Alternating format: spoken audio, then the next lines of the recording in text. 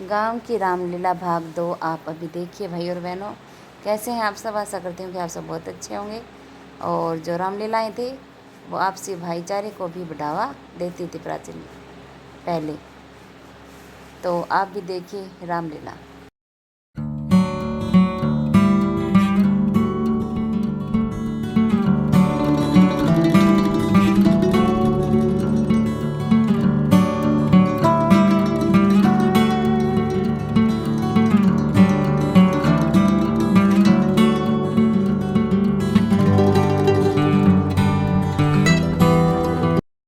जय शंकर की बांसुरी।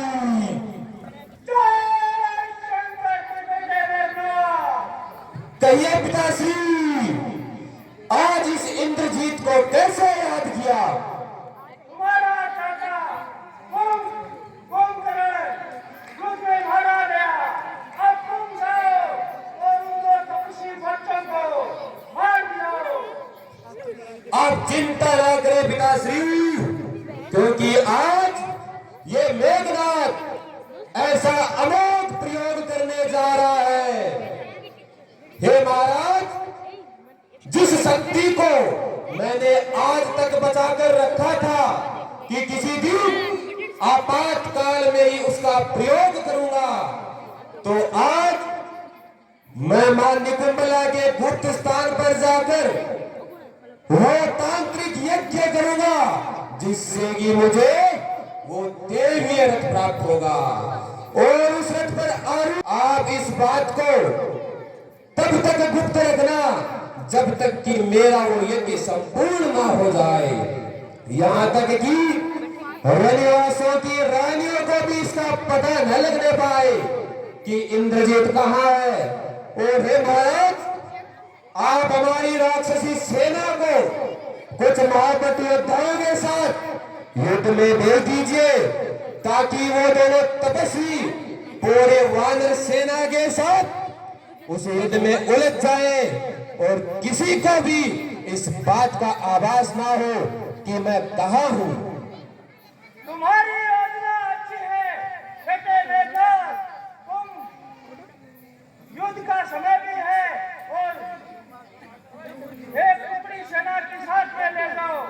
आप चिंता ना करें पिताश्री, मेरे कुछ विश्वास पात्र योद्धाओं का एक दल मेरे मंदिर की सुरक्षा में रहेगा। और हे पिताश्री, आप मुझे आशीष दीजिए, क्योंकि मैं वो यज्ञ पूरा होने के बाद सीधा रणभूमि में जाऊंगा। और ये इंद्रजीत आपसे कह रहा है, आज का सूर्य उन दो वनवासियों की जीवन लीला समाप्त होने के बाद ही अस्त होगा। हे पिताश्री, अब आप मुझे आशीष दीजिए। चलो मंत्री।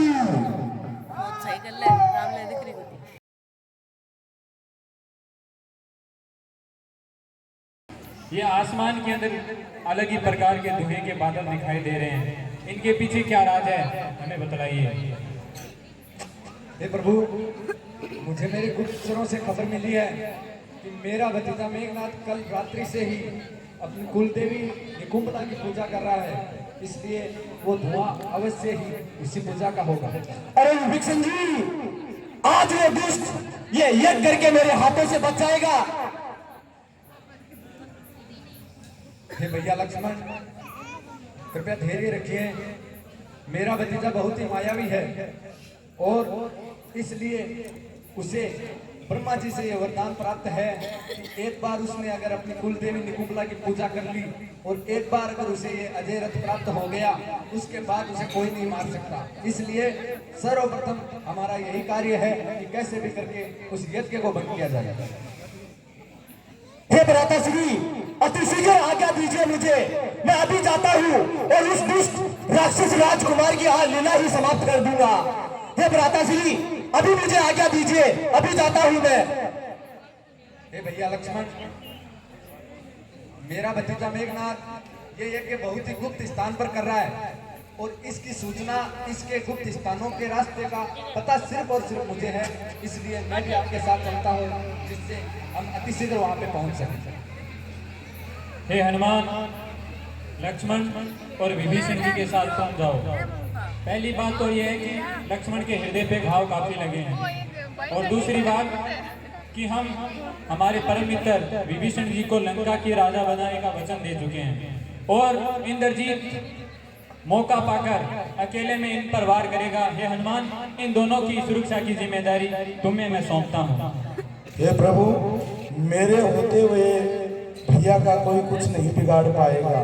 बात रही विभीषण जी की, तो विभीषण जी पे पहले वो अगर प्रहार करेगा तो उसको आपके दास पर प्रहार करना पड़ेगा। प्रभु, पहले आपके दास पर प्रहार करना पड़ेगा।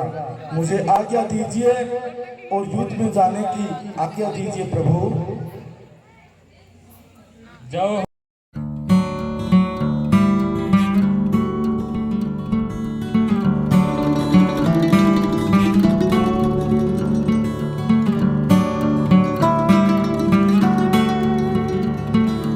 काल आ गया है, जो तू मेरे यज्ञ को विध्वंस करवाने आया है। अरे दुष्ट राक्षस राजकुमार, अब युद्ध के लिए मैं तुझे ललकार रहा हूं। अपने अस्त्र शस्त्र उठा और युद्ध के लिए तैयार हो जा। अरे लक्ष्मण, बीते 2 दिनों से तू मेरे हाथों से बचते आ रहा है, किंतु आज मेरे हाथों से तुझे कोई नहीं बचा पाएगा। किंतु उससे पहले मैं अपने देशद्रोही कुलद्रोही काका को तो प्रणाम कर लूं। विभीषण काका देशद्रोही और कुलद्रोही तो सुना था, किंतु संतान द्रोही आज तक नहीं सुना था। मैं तुम्हारे पुत्र तुल्य हूं, फिर भी मेरे गुप्त और मार्मिक स्थानों पर, जहां लंका के साधारण वासी भी नहीं पहुंच सकते, तुम आज वहां पर मेरे शत्रु को ले आए।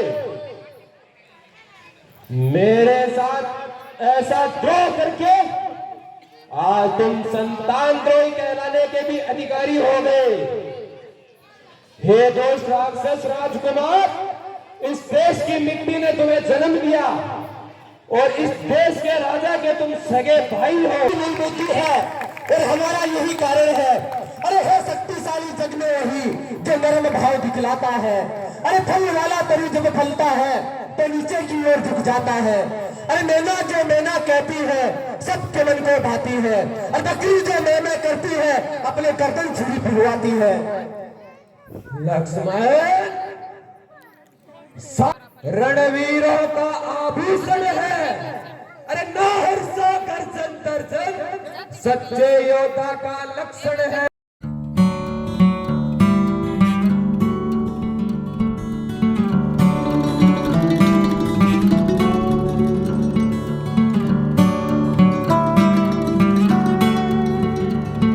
हे लक्ष्मण,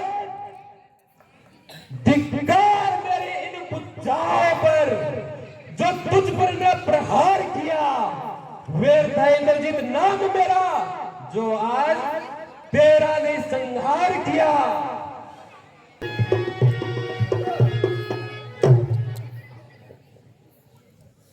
ये ब्रह्मास्त्र भी इसके आगे विफल हो गया। किंतु लक्ष्मण, अभी भी तेरी सांसें ज्यादा नहीं चलेंगी। एक ब्रह्मक्षसों का विश्वास नहीं। अरे चिकनी चुपड़ी बातें कहकर इस लक्ष्मण को मत बहका। अगर सच्चा वीर योद्धा कहलाता है तो आज इस लक्ष्मण को मूर्छित करके दिखला। चल तो तैयार हो जा।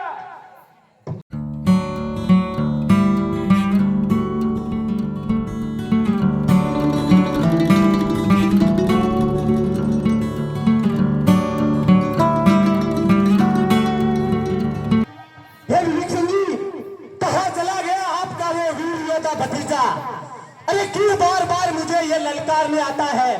अरे अगर वीर योद्धा होता तो आज वो युद्ध से भाग नहीं जाता। हे भैया लक्ष्मण, मेरा भतीजा मेघनाथ बहुत ही मायावी है। अगर वो यहाँ से चला गया है तो वो अब हमारे ऊपर माया से हमला करेगा, छुपकर हमला करेगा। इसलिए हम युद्ध क्षेत्र के दूसरे छोर पर चलते हैं।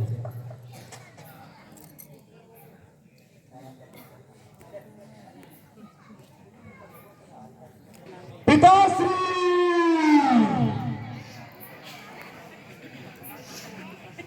पिताश्री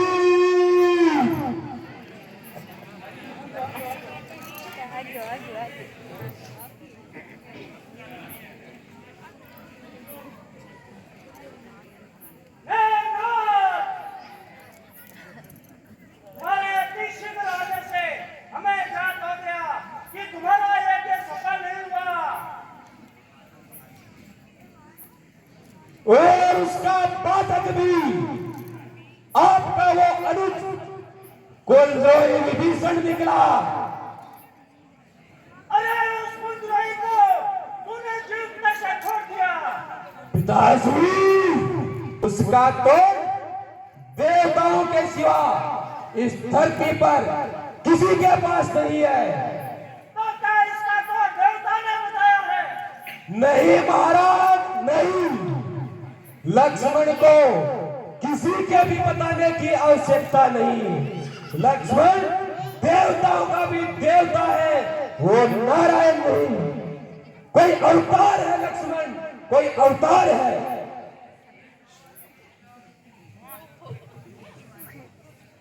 कैसे बाणों का प्रयोग कर रहे हो? लक्ष्मण ने तुम पर क्या समान नीति का प्रयोग किया है? क्या उनके बाणों से पीड़ित होकर रण से कायरों की भांति भाग आए हो? पिताश्री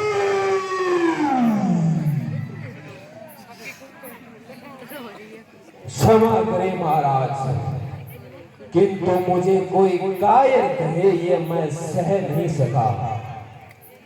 हे महाराज, मैं आपसे ये कहने के लिए आया हूं कि आप अपने आप को और इस पूरी राक्षस जाति को सर्वनाश होने से बचा ले।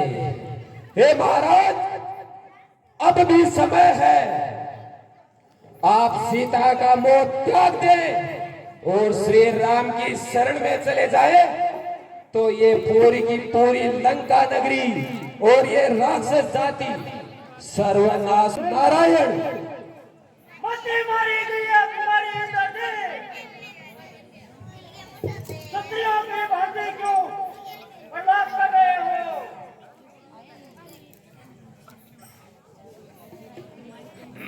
किसने कह दिया तुम्हें कि वो नारायण?